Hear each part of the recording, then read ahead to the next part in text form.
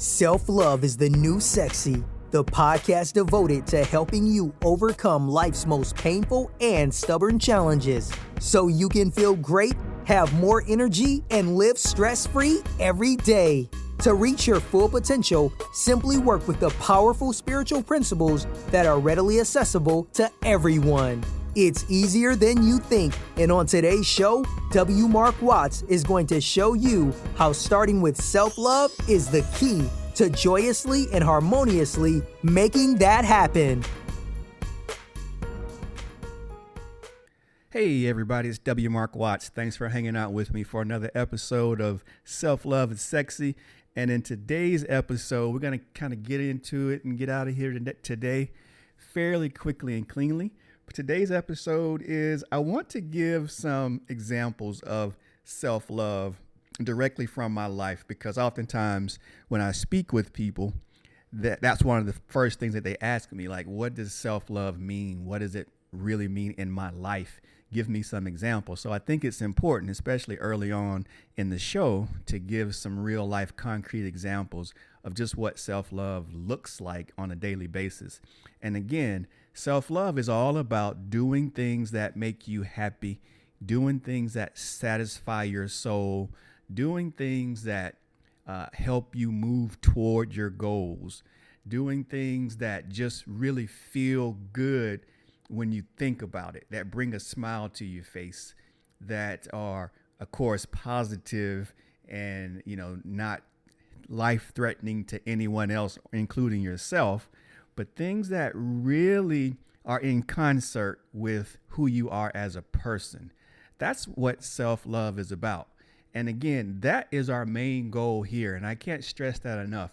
I think oftentimes we really get confused because we've never really been taught, or no one's ever reinforced the fact that we have one job here on earth. And that job is to experience the fullness of this life in a happy and joyful way. And in order to do that, you've got to put yourself first. And once you put yourself first, then you are full and whole enough. Your cup is full enough. You have enough energy. You have enough joy, enough happiness, enough peace to really consistently be that to anyone else and everything else in the environment, in your environment, in the world, because you've taken care of yourself.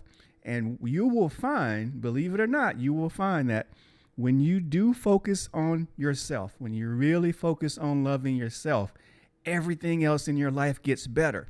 Trust me, because I've not always done that. There's been many times when I've put other people first before me. And then what happens, and projects. And so what happens is then now I've spread myself so thin, and I'm not really able to contribute my best to everything else that I'm attempting to do because I haven't taken care of myself first. Just think about it this way. If you start with the glass that's half full of water, say it's half full, say that's you, that's me. And then I pour some of that water out into 3 or 4 different glasses. How much water do I have left in my glass? Very little. But that's what we do as human beings.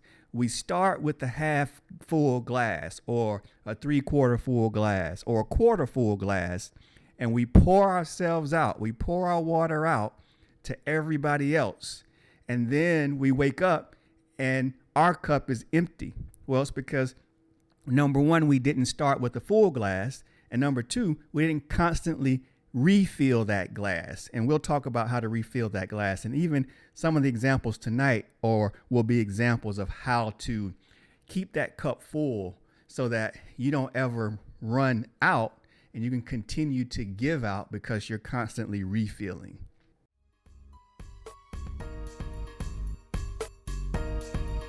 We hope you're enjoying today's show. If so, please take a moment to show your support for the show by leaving us a 5-star rating and review on iTunes. If you have questions for W. Mark Watts, please feel free to contact him over at wmarkwatts.com, on Instagram at wmarkwatts, or on Facebook at Self-Love is the New Sexy.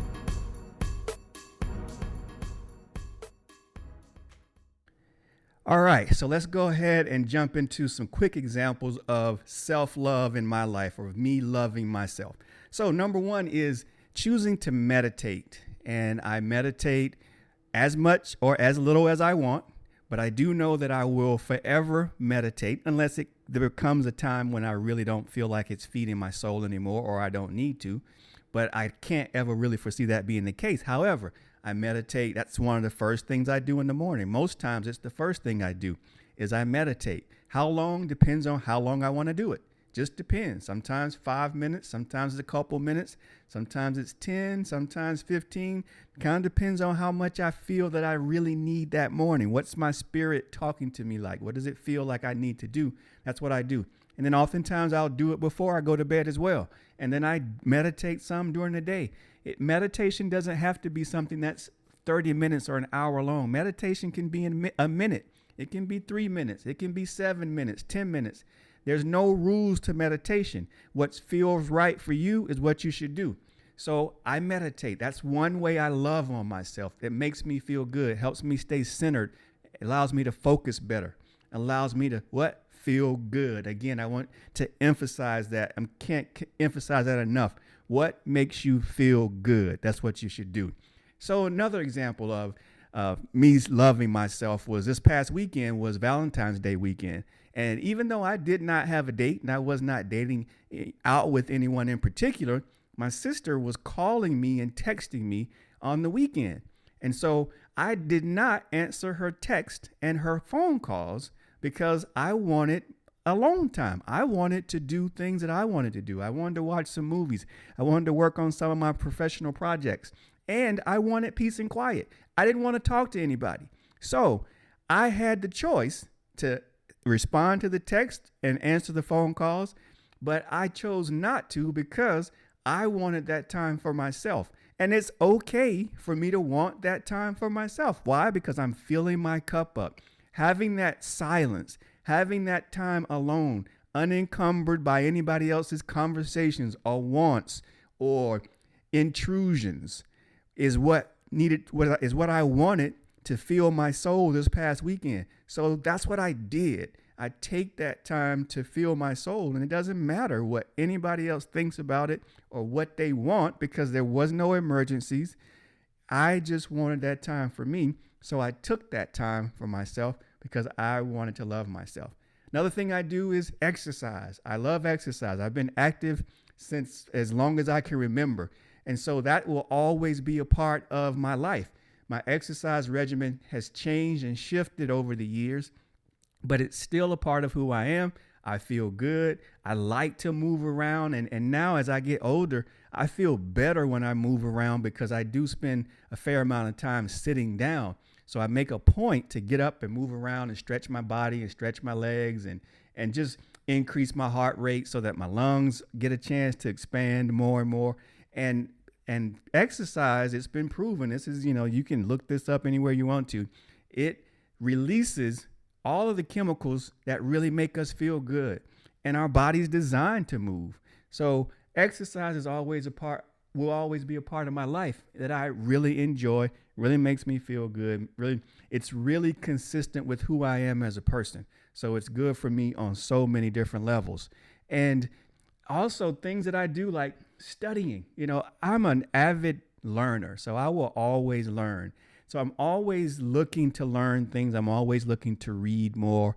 I'm always looking to listen to people talk about things. And I'm a big observer of people as well. So I watch people who are really into what they're doing because I'm always looking for another way to get better, another way to improve, or just learn something new to me. Like, for example, tonight I'm watching a show on TV about volcanoes around the world because volcanoes play an intricate piece in the formation of life on Earth.